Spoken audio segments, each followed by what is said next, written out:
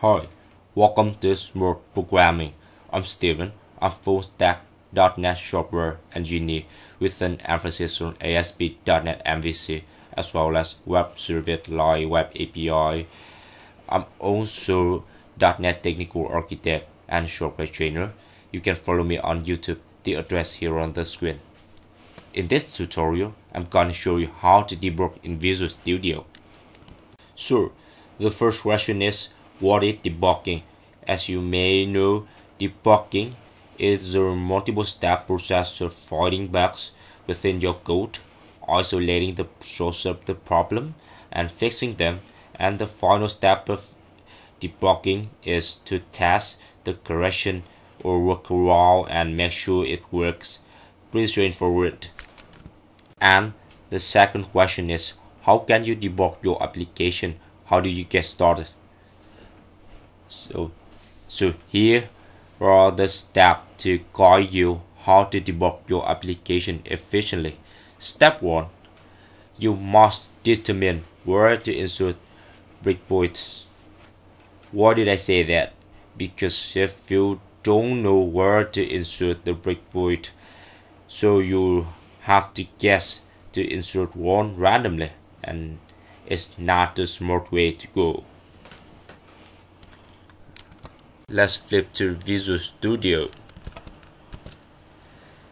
As you can see here, I have a web application built on ASP.NET Core 2.0.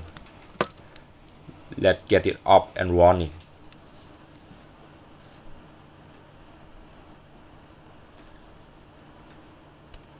It's running now. Let's go to web browser. As you can see here, I have a very simple web application to help us keep track of data changes over time. I got a table listing all user information records. I got 10 records on the page.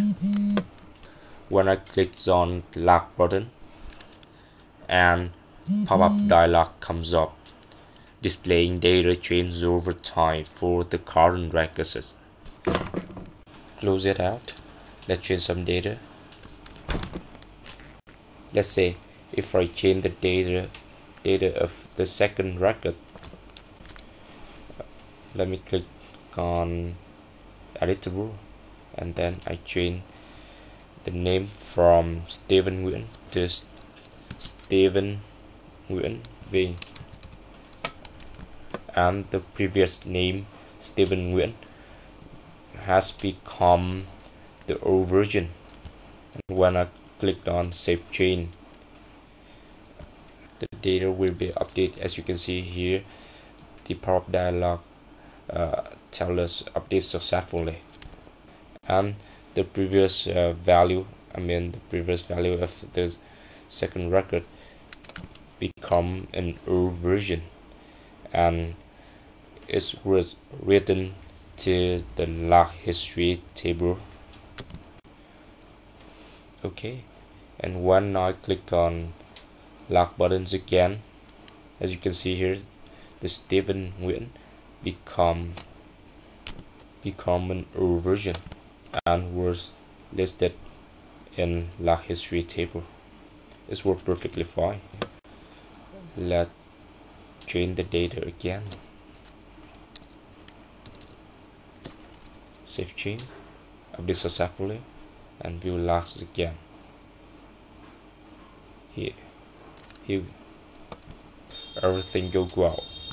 But then exceptional case, when this one comes up without any data in it, the question comes to our mind that what the root code really is, and we need to find them and fix them. And debugging is a good way to answer this question and help us resolve the problem. So, how can we know where to insert the breakpoint and to start debugging? Let's open the developer tool by hitting F12. F12. Okay. Close the dialog and hit lock buttons again and move to network tab.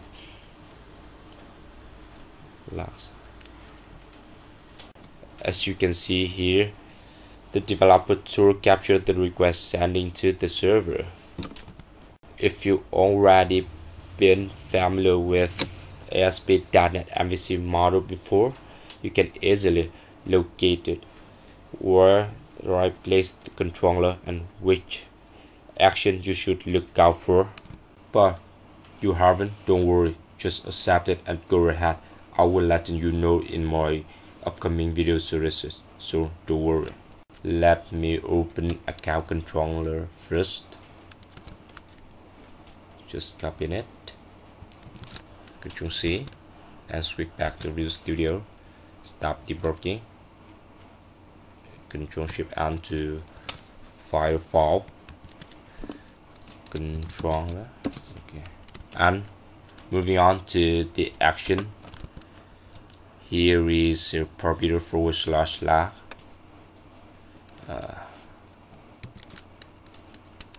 back. I made an action called get log by ID async with this URL pattern, as you can see here, and I make an account owner class. In this class has a name, address, and created a property along with ID inherited from entity base class, as you can see here. Let's switch back to our controller, account owner controller. We have an async method called get logs by ID and table tag async, taking into parameter table type and record ID. So far you don't need to know their meaning so far, and I assume you already know it. Let's get into this function. Choosing go to implementation. Okay, inside this function is calling another method called get log by record ID async, and here we have another class called log class to store the return data. Let's get into this function. Go to implementation. Inside this function, it makes a call to the database. Currently I'm using SQL Server database to get data from log table and sort it by log date from newest to oldest and return what it got. Beside it, as you may know, I'm using layer architecture with repository as data asset layer. I got a picture to depict that architecture. Here you go. Data asset layer is our repository, and data asset layer to communicate with the database to get the data. Apart from data asset layer, we also have service layer. Let's switch back to our Visual Studio. We also have log service present to service layer, where we put on business in it. We type on business logic relating to specific functionality together and mapping some short up data to another one, stuff like that. And presentation layer is our controller. In fact, will get the data from service layer and return it back to client's browser, and finalize the request life cycle. Let's get back to our slide. And the second step is how we start debugging. Let's flip to Visual Studio. From Visual Studio 2017, we can activate debugging by right-clicking on the live code placing and inserting the breakpoint. Insert breakpoint. Let's turn it off, or hit F9. Okay, and F9 again to turn it off. Let's turn it on again with this red dot indicating that whenever the program, when executing, run into this line of code, it will freeze immediately on that spot. If you don't believe me, let's run it right now. Run it. Let's switch back to web browser. Absorb and locks. Indeed, it did freeze right here. It did freeze right here. It's freezing or pausing of the program, indicating by this yellow highlight on this line of code. Pretty cool. What if I wanted to trace through my code, and how would it work? So if you want to trace through your code, you can set multiple breakpoints. F9, F9 and F9. That's it. Hit continue or F5 to go to the next breakpoint. Hit continue or hit F5 to go to the next breakpoint. First of all, let's get through the basic step. So debugging. What debugging allows, what features it allows. You can view variable within local scope. What debugging allow you to highlight it or hover over it. Let's hover over it. So from here we can clearly see the list of the log records returned from getLogBoy ID and table type async method.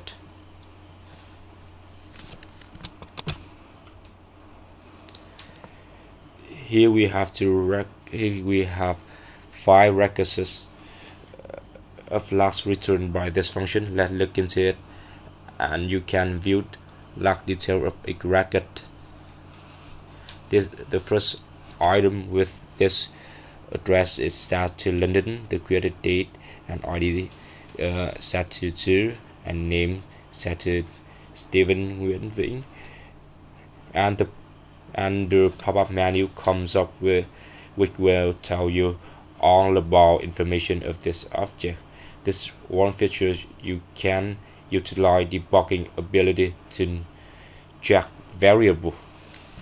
There are 3 basic methods, 3 basic button and shortcut here you can use. One call it step into, one call it step over, and one call it step out. All 3 buttons located in toolbar menu. The first one, which is step into. Let's go back to line 46.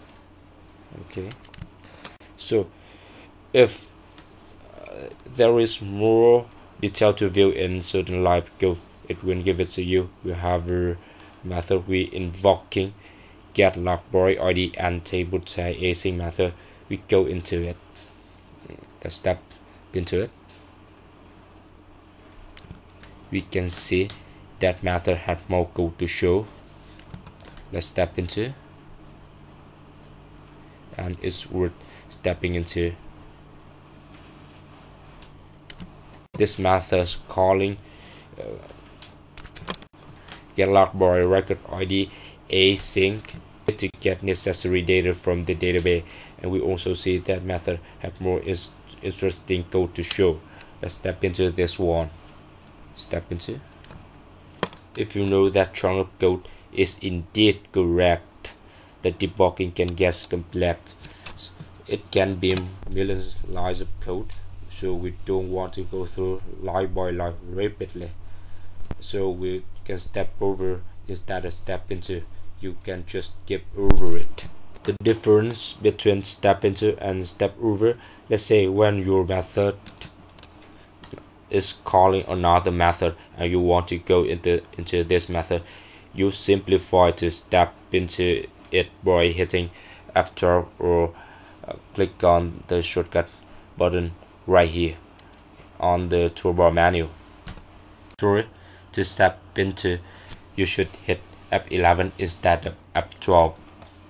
And the last one is step out. Suppose you're going to the method and you think it's indeed correct, and then halfway through and you know it did completely correct. I want to go through the other half of the million lines of code, so I'm gonna step out, go back to my previous method that was being called, and here we can simply get out of it, step out. And those are 3 methods to traverse your code: step into, step over, and step out. Down below, let's go through some of the windows and pop-up. Here is breakpoints. It tells you if you insert some breakpoints, it will keep track of all breakpoints. You can easily disable them or enable them one by one. Disable, and enable again. What if you wanted to disable all of them or vice versa? So how could you do that? In the main menu on top of Visual Studio 2017, you can click on Debug menu and then go to disable all breakpoints. Let me insert some breakpoint for test. F9,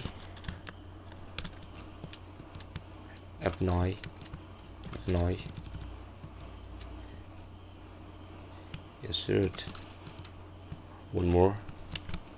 From here you can easily disable all of them or enable all of them or even delete all of them. If you have an application with hundreds of million lines of code and breakpoints are all over the place, you don't want to go through all class files, go through line by line in each file to disable or enable them or even delete them one by one manually. That's a lot of work to do. Instead, you just need to go here, deselect or select them one by one, or disable all of them, enable all of them, even delete all of them. You also have the other menus and window on your left hand side that feel free to explore. Local variable is a variable that is within this local scope or within this respective scope. As you can see from here, we have own variable within the scope of getLogById and TableTypeAC method. Watch variable, watch window is variable that you can actually add in. Let's click on all of it. Let's add the particular variable into watch variable window. If I type in logs, as you can see here, it will keep track of this variable for me. Because if you have a lot of variables and you can get lost in it, so it's your own personal watch list. Or you can right click on that variable and add watch. Here you go. But quick watch in another version of add watch, but